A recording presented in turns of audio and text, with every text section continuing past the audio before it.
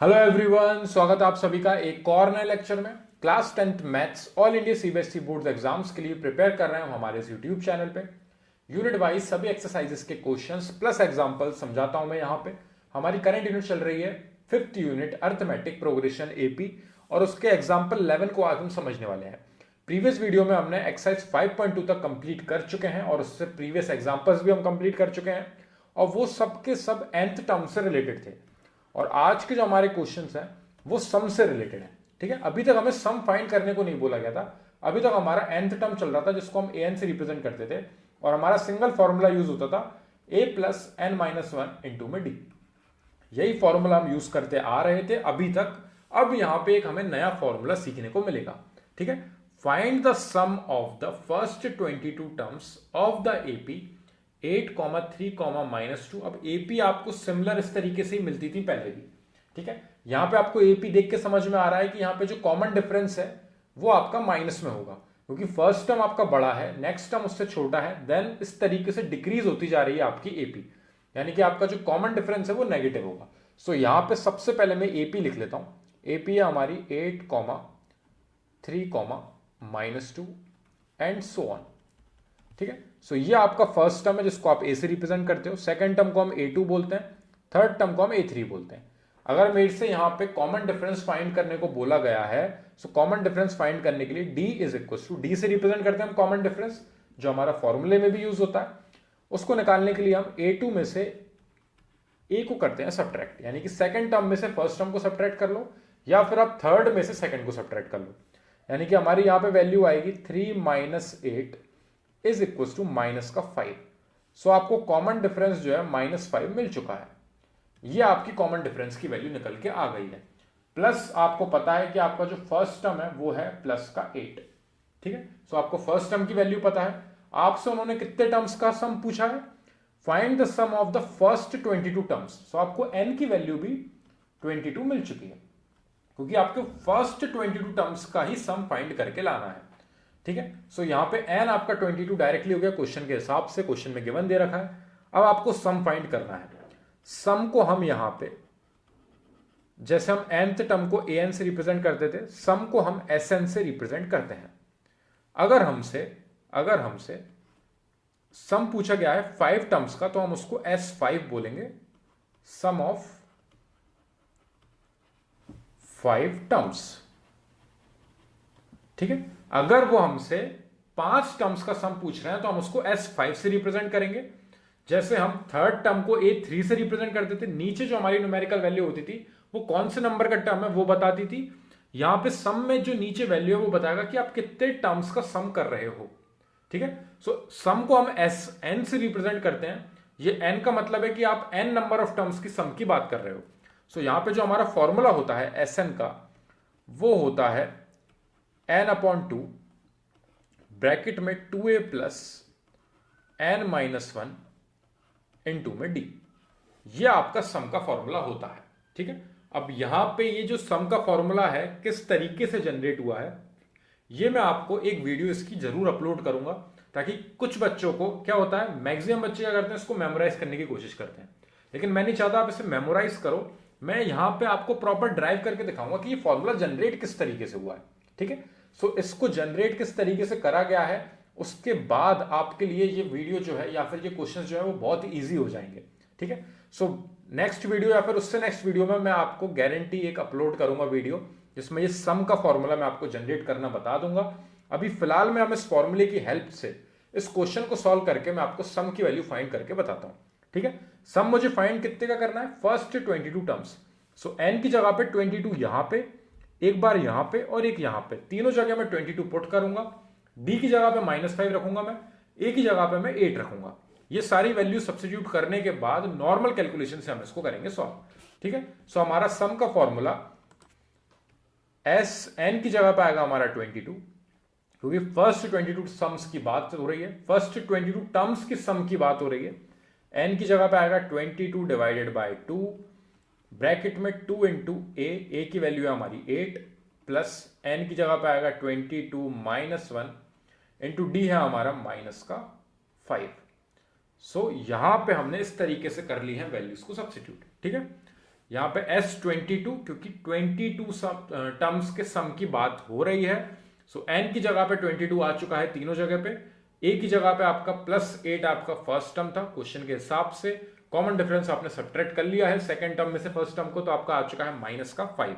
तो हमने सारी वैल्यूज सब्स्टिट्यूट कर दी हैं। यहाँ पे 2 से कैंसिल आउट हो रहा है 11 टाइम्स।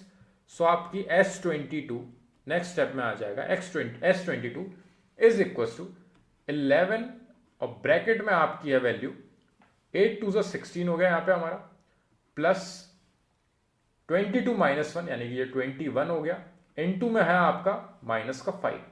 ठीक है, याद रखना ये प्रोडक्ट में है, ये ब्रैकेट के बाद डी जो था वो मल्टीप्लाई में था, -5 मत कर देना इसमें से, 21 में से आप -5 करके यहाँ पे 16 लिख दो, ऐसा नहीं होना है। ठीक है, ये प्रोडक्ट में है n-1 इंटू डी। सो n-1 किया 21 आया, इंटू डी आपका -5 है तो मल्टीप्लाई में -5 आएगा। सो यहां पे हमने ये नेक्स्ट स्टेप को इस तरीके से लिख लिया है, सिंप्लीफाई होके आ चुकी है। नेक्स्ट स्टेप में हमारा 11 इस तरीके से ही चलेगा, S22 इज इक्वल टू 11। यहां पे 16 आप सेम लिखा रहने दो, 21 का पहले 5 में मल्टीप्लाई कर दो, तो देखो यहाँ पे -5 है, सो माइनस का साइन आएगा, 5 1 जा 5 होगा यहाँ पे, और 5 2 जा होगा 10, 105 आ चुकी है यहाँ पे वैल्यू।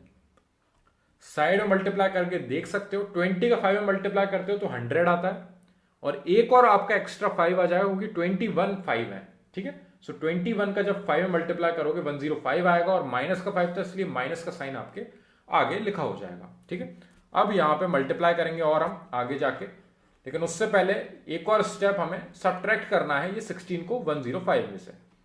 सो 11 का मल्टीप्लाई, अब यहां पे आप चाहो तो पहले 10 सब्ट्रैक्ट कर दो तो आपको 95 मिलेगा, और 95 में से आप 6 और सब्ट्रैक्ट कर दोगे तो आपको मिलेगा -89।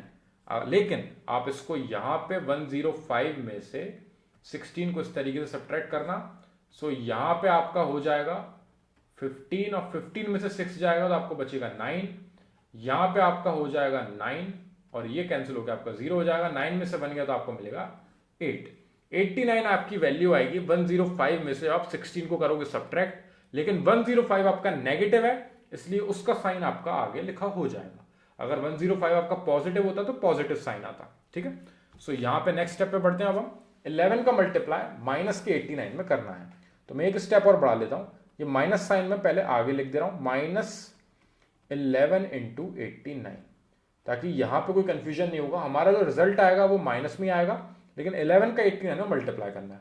अब आप चाहो तो इसको साइड में मल्टीप्लाई कर सकते हो, नहीं तो एक छोटी सी ट्रिक है वो मैं आपको समझा देता हूं। जब भी 11 से मल्टीप्लाई करने के लिए कोई भी वैल्यू मिल जाए तो आपको क्या करना है, वो वैल्यू आपको नीचे लिखनी है, उसके आगे और पीछे आपको एक एक 0 लगाने हैं, उसके बाद पीछे की साइड से आप सम करोगे दो टर्म्स का, 9 और 0 को ऐड करोगे तो आपको 9 मिलेगा, 8 और 9 को ऐड करोगे तो आपको मिलेगा 17, सो 1 कैरी ओवर आएगा। 0 और 8 को अगर आप ऐड करोगे तो आपको 8 मिलेगा, और 8 में ये 1 कैरी ओवर और ऐड कर दोगे तो आपको मिलेगा 9, यानी कि माइनस का 979 आ जाएगी आपकी फाइनल वैल्यू, यानी कि sum of first 22 terms of n AP, जो एपी आपको गिवन दी थी 8 3 -2, वो जो आपकी डिक्रीज हो रही थी एपी, उसका सम ऑब्वियसली माइनस में आएगा क्योंकि मैक्सिमम टर्म आपके नेगेटिव होंगे, क्योंकि उस एपी में सिर्फ आप देखोगे जाके, सो ऊपर के सिर्फ 2 टर्म 8 और 3 आपके पॉजिटिव थे, इसके बाद अगर आप -5 करते जाओगे तो सारे टर्म्स ही आपके नेगेटिव होंगे, तो अगर आप उन सबको ऐड करोगे तो आपका रिजल्ट माइनस में ही आएगा। सो इस तरीके से माइनस का 979 आपका आंसर आया है। 11 से मल्टीप्लाई आप साइड में एक बार और क्रॉस चेक करने के लिए करके देख लीजिए, आपको ट्रिक अच्छी लगे तो ही यूज करना। देखिए 9 1 जा 9 होगा, 8 1 जा 8 होगा, क्रॉस आएगा यहाँ पे, 9 1 जा 9 एंड वापस यहाँ पे 8, अब आप इसे ऐड करोगे तो 9 आएगा, 8 और 9 आपके होंगे 17, 1 कैरी ओवर और आएगा 9। 979 आपकी वैल्यू दोनों साइड से आ रही है। अब अगर आपको सही लगे तो आप इस ट्रिक को फॉलो करना, जिसमें आगे पीछे एक एक 0 लगाएंगे हम नंबर के, जिस नंबर का 11 से मल्टीप्लाई हो रहा है। सो 11 को यहाँ पे हम कंसीडर नहीं करेंगे, सिर्फ उस न्यूमेरिकल वैल्यू के आगे पीछे एक एक 0 लगाएंगे, पीछे की साइड से ऐड करते हुए आएंगे। 0 और 9 को ऐड किया 9 आएगा, 8 और 9 को ऐड किया 17 आएगा, तो 1 कैरी ओवर जाएगा, फिर 8 और 0 को ऐड किया तो 8 आएगा, और जो 1 कैरी ओवर था उसको ऐड करने के बाद 979 आपकी sum of first 22 terms of this AP, ये आपका फाइनल आंसर यहाँ पे होता है कंप्लीट। आई होप ये क्वेश्चन आपको सम वाला समझ में आया होगा। जो सबसे ज्यादा मैटर करती है इस वीडियो में चीज, वो ये है कि ये सम का formula Sn is equal to N upon two bracket में 2a plus N minus one into D. ये एक नॉर्मल सा फॉर्मूला है जिसको जनरेट करना बहुत ही ईजी है। आप एक बार में उस जनरेशन को समझ जाओगे। अभी मैंने इस वीडियो में करके नहीं दिखाया क्योंकि मैं चाहता था सबसे पहले आप ये चीज देख लो कि सम में एक्चुअली होने क्या वाला है सब कुछ। ठीक है, सो आपको इस क्वेश्चन में समझ में आ गया होगा कि हमें सम में यही सब सीखने को मिलने वाला है। आपसे सम पूछा जाएगा, कोई भी नंबर ऑफ टर्म्स का सम पूछ लेंगे, वो एपी आपकी कोई भी एक्स वाई जेड हो सकती है। आपको क्या करना है, फर्स्ट टर्म निकालना है, कॉमन डिफरेंस फाइंड करना है, उसके बाद आपको नंबर ऑफ टर्म्स पता रहेंगे कि कितने टर्म्स का सम पूछा गया है।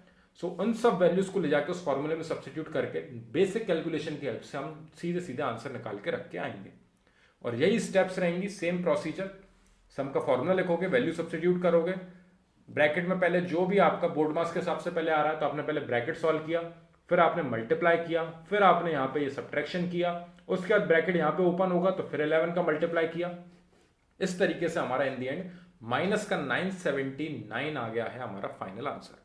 आई होप ये क्वेश्चन आपको समझ में आया हो। नेक्स्ट वीडियो में हम एग्जाम्पल 12 पे पढ़ेंगे और उसके बाद मैं आपको एक वीडियो अपलोड करूंगा जिसमें आपको ये सम का फॉर्मूला जनरेट करना सिखाऊंगा। ठीक है, सो एक वीडियो और आएगी आपकी जिसमें आपको क्लियर हो जाएगा कि सम के क्वेश्चन हम किस तरीके से करने वाले हैं। और फिर लास्ट वीडियो जो मैं थर्ड वीडियो अपलोड करूंगा उसमें आपको गारंटी सब क्लियर हो जाएगा जब मैं आपको सम का फॉर्मूला जनरेट करना सिखा दूंगा। सो तब तक के लिए आप सम के इस टाइप के क्वेश्चंस को एक बार वर्क करना। कोई और आपको स्पेसिफिक क्वेश्चन मिले एनसीईआरटी में तो आप उसको एक बार करके देखना। बाकी नेक्स्ट वीडियो में हम समझते हैं इस टाइप के क्वेश्चंस में जब आपको कोई और पर्टिकुलर चीज वो अननोन दे देंगे, फॉर एग्जांपल कॉमन डिफरेंस नहीं दिया या फिर फर्स्ट टर्म नहीं दिया, तो उनको किस तरीके से सॉल्व करेंगे। ठीक है, सो आई होप ये क्वेश्चन आपको समझ में आया हो। नेक्स्ट वीडियो में बढ़ते हैं हम नेक्स्ट क्वेश्चन की तरफ, एग्जांपल 12 तक। जब तक इसमें कोई डाउट है तो कमेंट सेक्शन में जरूर डिस्क्राइब करना ताकि मैं उसको पहले सॉल्व कर सकूं और फिर हम नेक्स्ट क्वेश्चन पे बढ़ सकें। Thank you very much for watching this video.